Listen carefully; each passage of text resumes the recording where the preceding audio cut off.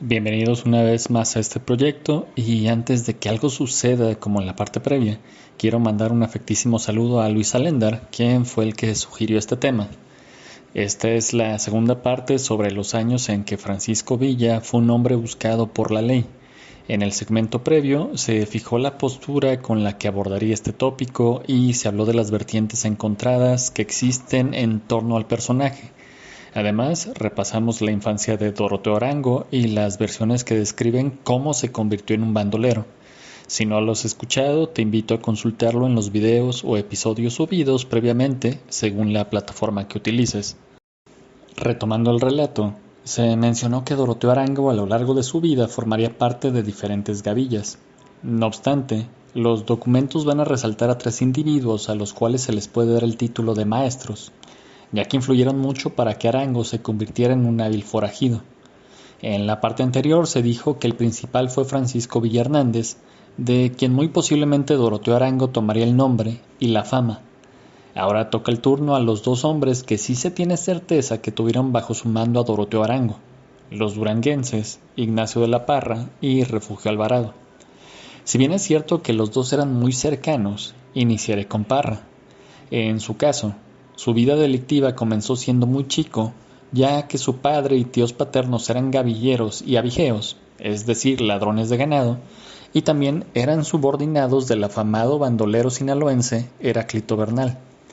Las crónicas van a señalar que Ignacio se les unió allá por el año de 1883, y se sabe de él hasta octubre de 1887, año en que fue aprehendido por las autoridades, pero por alguna razón que no se especifica, lo dejaron en libertad casi inmediatamente.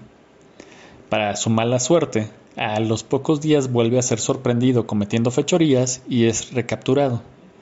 En esta ocasión sí se le juzgó y su sentencia fue ser enlistado en el 13º Regimiento del estado de Durango. Junto con otros reos fue enviado al cuartel, y es en este sitio donde conocería a un tal Refugio Alvarado. Estos 2 personajes entablarían amistad, al menos tenían en común que estaban ahí en contra de su voluntad y no tenían ningún interés en formar parte de la institución castrense. Es por ello que tras unas semanas de sufrir el rigor militar, decidieron fugarse. Fraguarían su plan de evasión y el 13 de noviembre lo llevaron a cabo.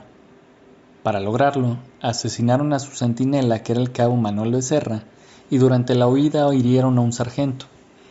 Las fuentes van a resaltar que esta no fue la única vez en que Ignacio de la Parra fue detenido y logró escapar, ya que en 1890 y 1894 hizo lo mismo.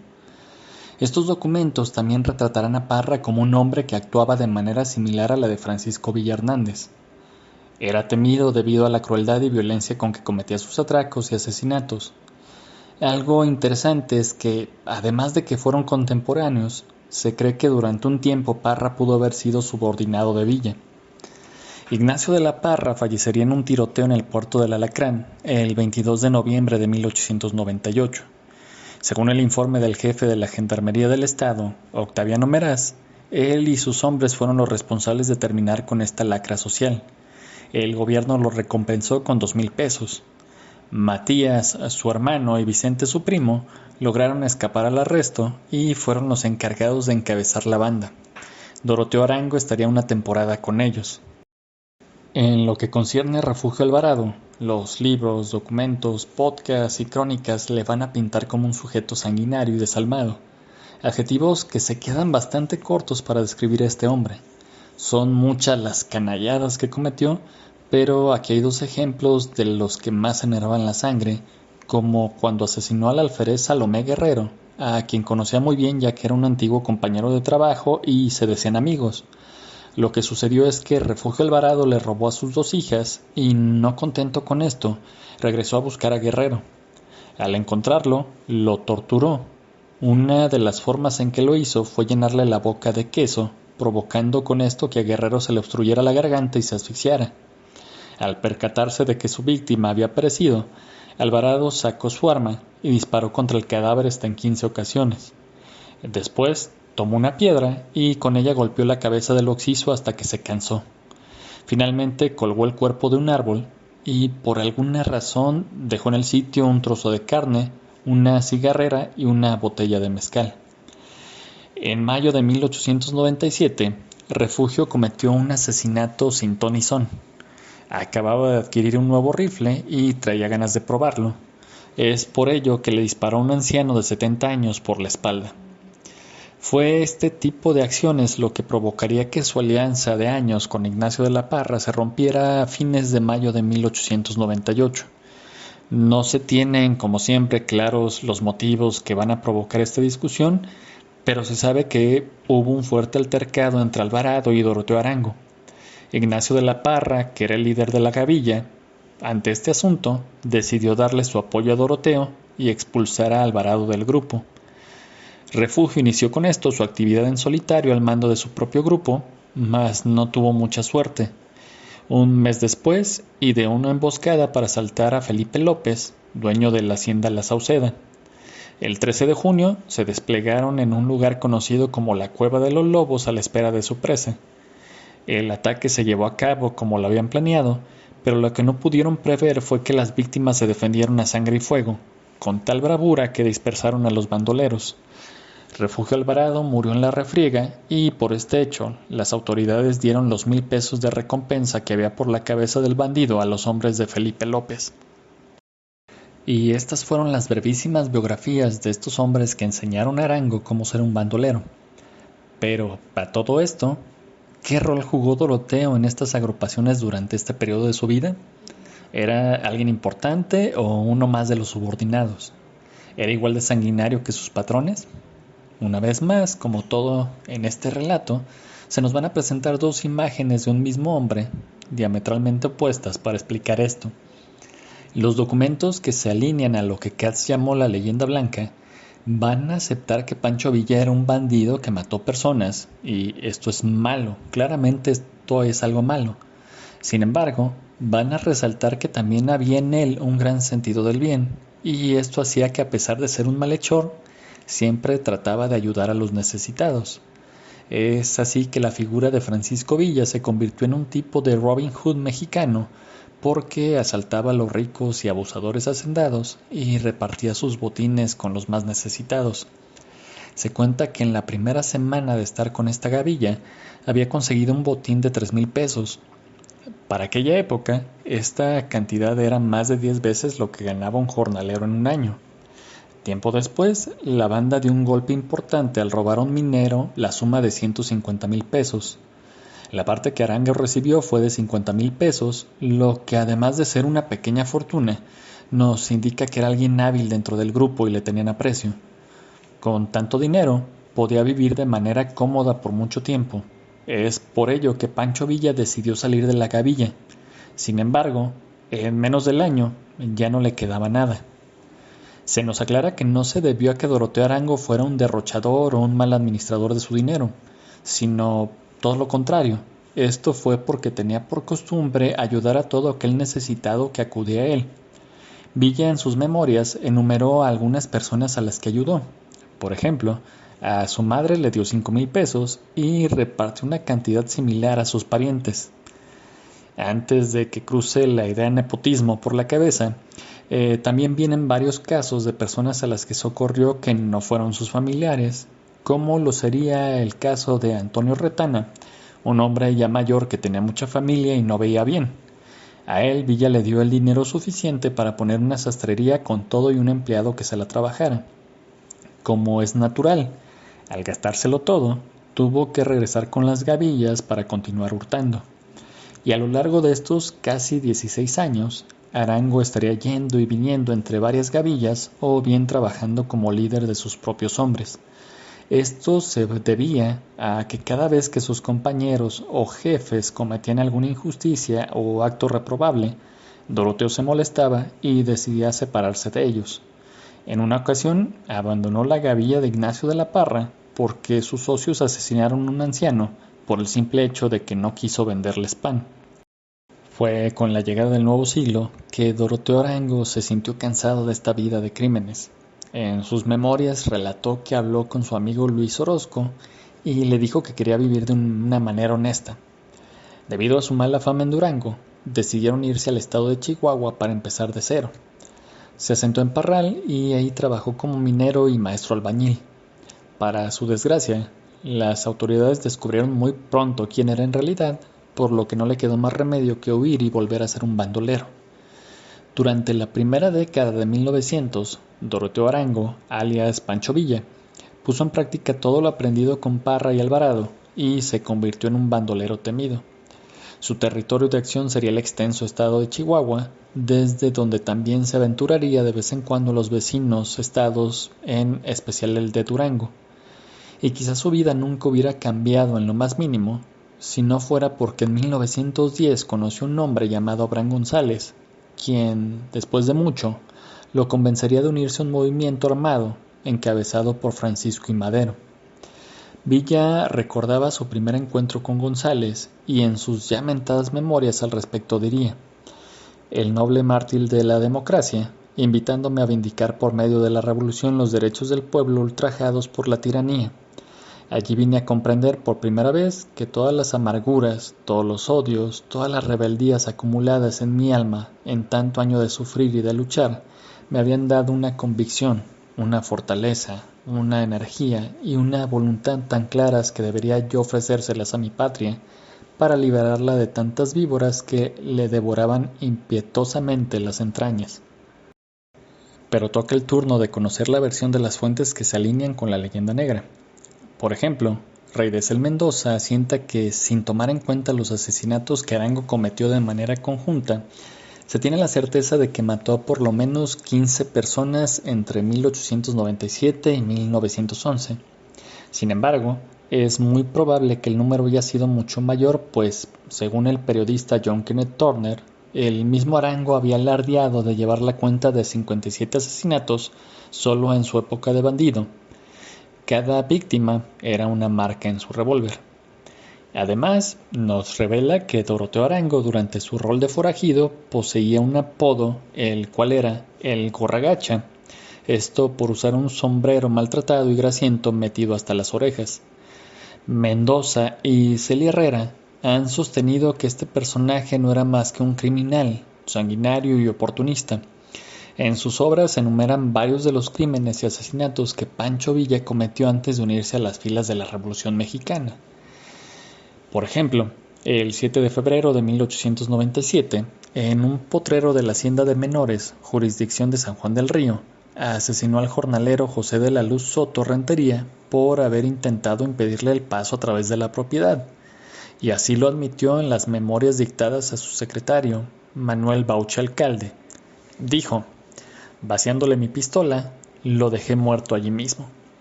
El 1 de enero de 1900, en la ciudad de Chihuahua, asesinó a su compadre Claro Reza, de oficio carnicero. Todo indica que el hombre le debía dinero y alguien le dio el pitazo a Villa de que Reza no se lo pensaba pagar. Además, disparó y mató a un policía que había acudido al escuchar las primeras detonaciones. En este crimen se resalta que es un caso particular porque existen contradicciones, ya que Rey de Cel Mendoza sitúa el hecho una década después, el 8 de septiembre de 1910, y también dice que el móvil del crimen fue otro. El historiador informa que Francisco Villa asesinó por la espalda de 4 tiros a su compadre Claro Reza Orozco en la esquina de calle 22 y avenida Zarco de la ciudad de Chihuahua, porque lo acusaba de haberlo denunciado ante las autoridades y de volverse rural con el fin de atraparlo. El 9 de abril de 1903, junto a varios de sus cómplices, asaltaron un grupo de arrieros que transitaban por el camino de la Estanzuela a Chihuahua. José Doroteo asesinó de un tiro en la cabeza a Ramón López e hirió en la pierna a Paulino Flores. Eliseo López, hermano del difunto, logró escapar e identificar al asesino, quien se había apoderado de 300 pesos de la venta de unos quesos. El 27 de mayo de ese mismo año, Doroteo Arango ejecutó a Rafael Reyes en las calles de Parral por órdenes de su patrón, el matancero Miguel Bacavalles, quien unos años después se convertiría en uno de sus pistoleros más temidos. Aparentemente el móvil del crimen fue por una deuda en efectivo que ambos se reclamaban. El 16 de mayo de 1904, en complicidad con Rosendo Gallardo y José Beltrán alias El Charro, Arango degolló a los vaqueros Francisco Aranda Ríos y a Eugenio Molina, que habían sido amarrados a 2 árboles en la Cuchilla del Saucillo, en las cercanías de Villocampo, en Durango. El 24 de septiembre de 1908, la gavilla del Gorra Gacha asaltó y asesinó a Francisco Martínez en la estancia de Los Charcos. El 5 de marzo de 1909, asaltaron la propiedad de Alejandro Muñoz en Villa Escobedo. Le exigieron al hombre que les entregara una alta suma de dinero, a lo cual se negó. Es por esto que van a torturarlo cortándole la planta de los pies y obligándole a caminar en ese estado. Finalmente, Doroteo Arango lo acuchilló. Su hijo Rafael también fue asesinado por Arango cuando éste intentó defenderse de los golpes que el bandolero le daba. El crimen fue ordenado por sus patrones Miguel y Quirino Vaca, quienes tenían una disputa de tierras con don Alejandro. Los testigos identificaron a Doroteo Arango como el ejecutor. El 12 de mayo de 1910, Arango asaltó y asesinó a Natividad Bustamante en las goteras de San Andrés, Chihuahua. Al otro día sometieron y tirotearon a don Pedro Domínguez, vecino del rancho El Encino, quien logró escapar, no así su esposa y sus hijos, que fueron sometidos y maltratados. Y es aquí que la coyuntura de la Revolución Mexicana va a alcanzar a Pancho Villa. Francisco I. Madero se escapó de su encierro en San Luis Potosí y cruzó la frontera con los Estados Unidos. El 5 de octubre, en San Antonio, Texas, redactaría su Plan de San Luis, donde instaba a los mexicanos a levantarse en armas el 20 de noviembre de 1910 a las 6 de la tarde. Este documento se esparciría lentamente por territorio mexicano y causó un hondo impacto entre la población. Lógicamente, por la cercanía a la Unión Americana, el estado de Chihuahua fue de los primeros puntos en donde se conoció dicho documento y propició la entrada de Doroteo Arango al movimiento. Con respecto a esto, Celia Herrera es tajante y niega que el bandolero haya sido influenciado por Abraham González, como sostiene Villa en sus memorias. Tilda a Doroteo Arango como un farsante y un oportunista que utilizaba el movimiento para continuar con sus crímenes, y que al unirse a la lucha armada simplemente fue por beneficio propio y no por razones de ideología o justicia social. Relata que el 13 de octubre de 1910, Francisco Villa y sus hombres, entre los que se contaban a Tomás Urbina y a Trinidad Rodríguez, que al igual que su jefe son considerados personajes importantes de la revolución en el norte, irrumpieron en la hacienda Talamantes, propiedad de la familia Soto. En el casco solamente se encontraba Josefa, una de las hijas del dueño, a quien la amenazan con enterrarla viva si no les entrega todo el dinero que hay en la casa. La joven se va a resistir, lo que provocó que los bandidos la golpearan severamente y procedieran a enterrarla hasta el cuello. Saquearon lo que pudieron y al huir se van a topar con un grupo de personas que regresaban de una fiesta en un rancho vecino. Temiendo que los fueran a delatar con las autoridades, los gavilleros los amedrentan y antes de irse les advierten: cuidado con el que hable, porque se acordarán de Pancho Villa en la Revolución. En las inmediaciones del rancho El Taráis, cerca de Parral, las fuerzas federales comenzaron un tiroteo para detener a los maderistas Albino Frías, Mercedes Arroyo y Gregorio Briviescas. Pancho Villa estaba visitando una mujer en este sitio cuando se desató la balacera, por lo que huyó dejando un sombrero y una silla de montar. Los soldados exhibieron estos objetos como trofeos arrebatados a los maderistas, y es ahí donde se le empieza a ligar a Pancho Villa con el movimiento, y él no deja escapar esta oportunidad, ya que a partir de ahí Villa cometió varias de sus tropelías al grito de «Viva Madero». El 17 de noviembre de 1910 atacó por segunda vez la vivienda de don Pedro Domínguez en El Encino.